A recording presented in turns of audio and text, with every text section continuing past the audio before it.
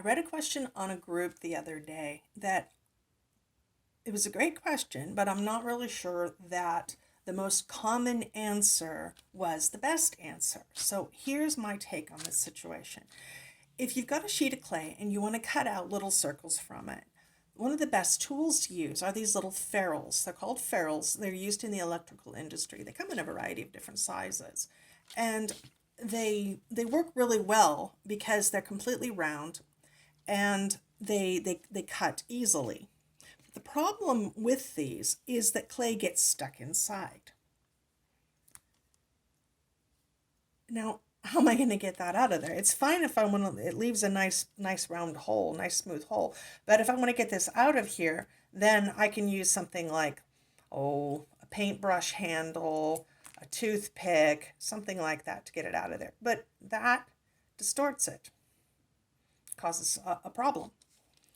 Now, another strategy is instead of using these ferrules, you could use these are called Kemper cutters. Kemper cutters are cool because they're made of brass and they do come in different shapes and they have this nice little plunger, which is good for getting that out. But it leaves a divot, like you'll see there. So again, this works really well for that end, but it doesn't work very well for this side. So what is a better strategy? Well, you could try, where did that ferrule go? I lost my ferrule. You could try dipping this in cornstarch, but again, you're still going to run into that problem. It'll be easier to come out, but it'll still stick in there.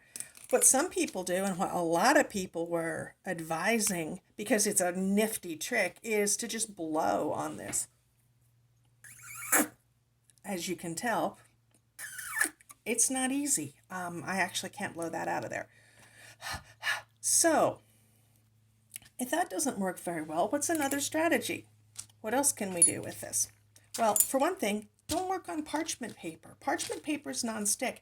Therefore, you're not able to use polymer clay's natural stickiness. What pro clayers have been doing for a long time is heck with the parchment paper and use either glass or a glossy, not matte, glossy ceramic tile. Put your clay down on there. Now, when you use this, the clay stays behind.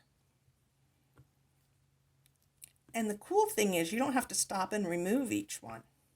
You can just keep going. You can fit them together pretty neatly. All right, and when it's time, pull your skeleton off. You have perfect little undisturbed, undistorted little circles. And this actually is undistorted as well. So this could also be used if you were making the inverse and making holes instead of making little round circles. Now, how do I get that up? I need to use my blade. Now, I have a video showing how to do this with cutter shapes, but blades are your best friend. To get this blade, to get these up, just use your blade. And when you use your blade, you want it to be not completely flat, but hold it at about a 45-degree angle. Make sure that your thumbs are pushing down on both sides so that the blade is actually in contact all the way across. And then slide.